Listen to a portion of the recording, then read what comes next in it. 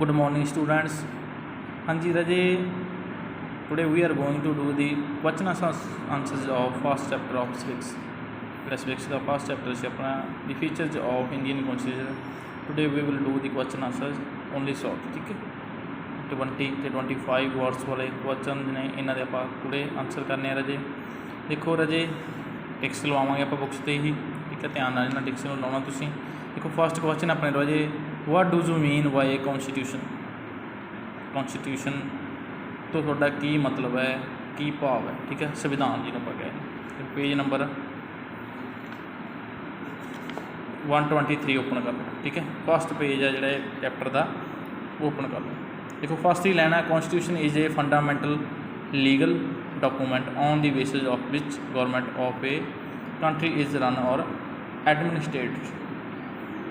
की आ जो कॉन्स्टिट्यूशन एक फंडामेंटल लीगल डॉकूमेंट आ जिस दे बेस ते गवर्नमेंट की है जी एक कंट्री चलाती है, वह जी आ एडमिनिस्ट्रेट करती है, प्रशासन करती है, ठीक है।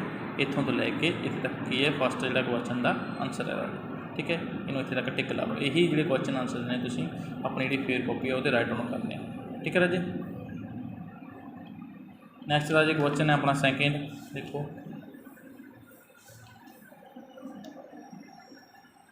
सैकेंड क्वेश्चन की है राजे अपना, what is depicted in the preamble of Indian constitution. Indian constitution जी प्रैम्बल है कितना आप कहते स्टार्ट होती है। 135 पेज ओपन करो,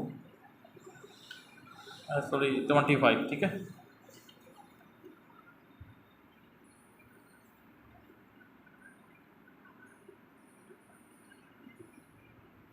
चलो जी सैकेंड जो क्वेश्चन है शॉर्ट, यदा आंसर तुम इतने लिख सकते हो।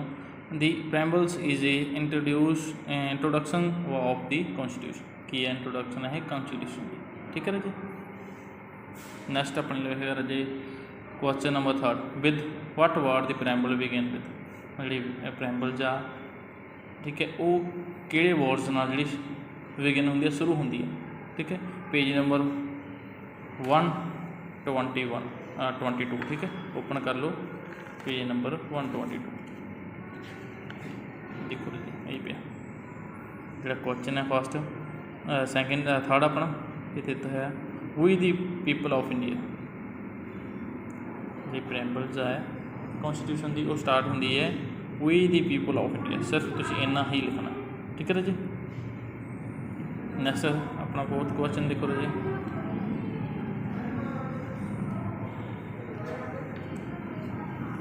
देखो फोर्थ कर रहा है, enumerate any two features of constitution. Constitution के टू जो फीचर्स ने वो राइट डाउन करने रजे। पेज नंबर 124 ते 25 ते तुसी जाके देखो।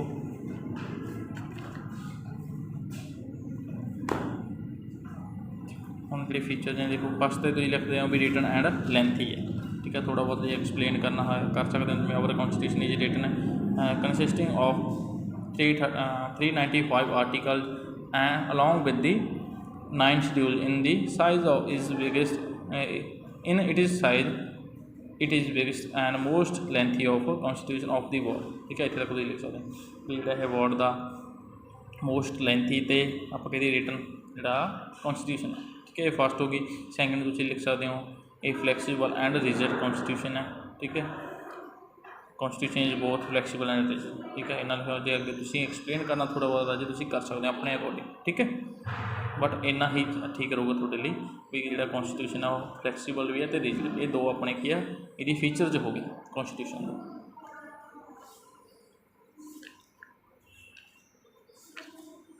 नैक्सट की है राजे देखो फिफ्थ क्वेश्चन है, what do you understand why A federal constitution.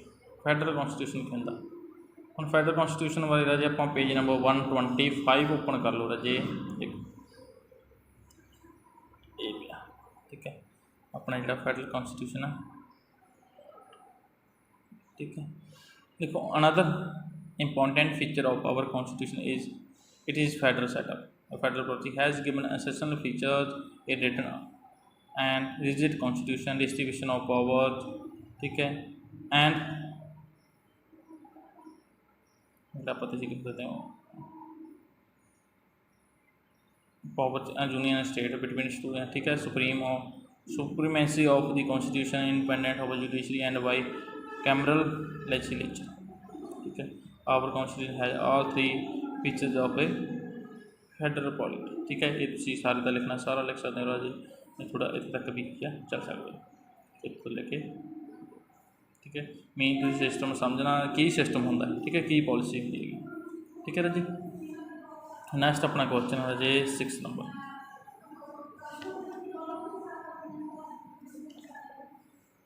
देखो 6 नंबर का क्वेश्चन की अपने enumerate any two features of Indian federation. Indian जी फेडरेशन है वही पेज नंबर 120। फैडरल मीन आप कहते फैडरल सिस्टम के आप दो कोई भी जोड़े फीचर्स ने एक्सप्लेन करने। देखो फस्ट अपने in the constitution India has been declared as a union of state but not federation. ठीक है, एक तो ये हो गया। नैक्सट तुम लिख सकते हो सिंगल सिटीजनशिप लिख सकते हो, इज ग्रांटेड है। ठीक है, नैक्सट तुम लिख सकते हो there is one constitution for whole country लिख सकते हो।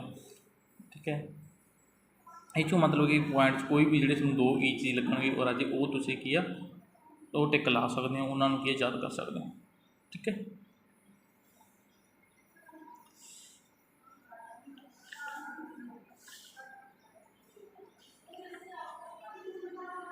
नैक्सट देखो राजे 7th mention any 4 fundamental rights of Indian constitution. हम कोई भी 4 जो फंडामेंटल राइट्स ने वो आप रिटन करने इंडियन कॉन्स्टिट्यूशन इंडियन जोड़े सिटीजन है। ठीक है, इंडियन जो भारतीय लोग ने उन्होंने की राइट्स ने। देखो जो आप राइट्स की गल करते हैं राजे ये है राइट्स। ठीक है, फंडामेंटल राइट टू इक्वलिटी। ठीक है, right to freedom, right exploitation culture and educational rights of freedom of religion. ठीक है, ये अदरवाइज तुम 4 की जगह तुम राजे 6 दे 6 ठीक है ये करने याद, क्योंकि ये शॉर्ट क्वेश्चन भी आ सकता है, ये लॉन्ग क्वेश्चन भी आ सकता है। ठीक है, 6 अपने लवे जोड़े इंडियन सिटीजन ने उन्होंने राइट्स ने इन्हें 6 लिखने तुम। ठीक है, तो इन्होंने थोड़ा थोड़ा बहुत आप एक्सप्लेन भी कर सकते हैं, पढ़ना जरूर है इन्होंने बारे। ठीक है, भी जोड़ा राइट टू आप कहते इक्वलिटी है या राइट टू फ्रीडम है। ठीक है, रिलीजियस फ्रीडम है, इन्होंने की होंगे ने चीज़ा। ठीक है, ये चीज़ा जरूर पढ़निया ने आप। ठीक है, जो आप लिखना राजे कले नाम लिख सकते right to freedom, right exploitation freedom and education right. ठीक है, right of freedom of religion. ठीक है, ये 6 दे 6 जोड़े तुम लिख सकते हो कले अपने पॉइंट। ठीक है, एक पॉइंट अपना 6 इधर भी है, एक right to constitutional remedies. Next राजे क्वेश्चन अपना 8th enumerate any two constitution duty of Indian citizen. देखो ड्यूटीज की इंडियन सिटीजन दी आप करिए 11 ड्यूटीज ए पेज। ठीक है, देखो पेज नंबर 130 ते 31 ते। ठीक है, 11 ड्यूटीज ने, इस तो तुम कोई भी हजे ये 2 लिख सकते हो। ठीक है, 2 ड्यूटीज अपने इंडियन सिटीजन दी ने, पर अजे तुम कम से कम 6-7 जी ड्यूटीज ने वो याद करने ने। मोस्टली तुम सारी ही 11 याद करोगे, पर थोड़ा जो लिखना आऊगा ना, ठीक है, कोई 5-6 मीडियम भी आ सकता, लॉन्ग भी आ सकता, टोटली करनी जरूरी सारिया ने। ठीक है, पर इसलिए फेयर कापी है शॉर्ट क्वेश्चन सिर्फ तुमने 2 करनी जो भी थोड़ा ईजी लगती है। ठीक है, इन्हें 11 पॉइंट है, इन्होंने कोई भी 2 जी कर सकते हो। देखो राजे नैक्सट क्वेश्चन है what is the significance of directive principal. जोड़े हम डायरेक्टिव प्रिंसीपल्स ने उन्होंने की सिग्निफिकेंस है अपने लेवल डायरेक्टिव प्रिंसीपल आगे सिग्निफिकेंस तुम राजे लिख सकते हो। देखो ये आप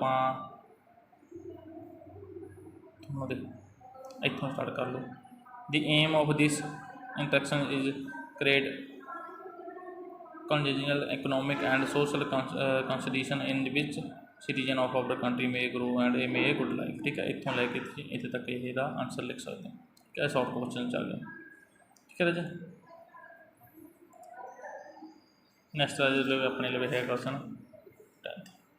ठीक है, sovereign state, social state, secular, democratic, Republic, ये सारे आप एक्सप्लेन करने। देखो कितने अगे चलांगे आप।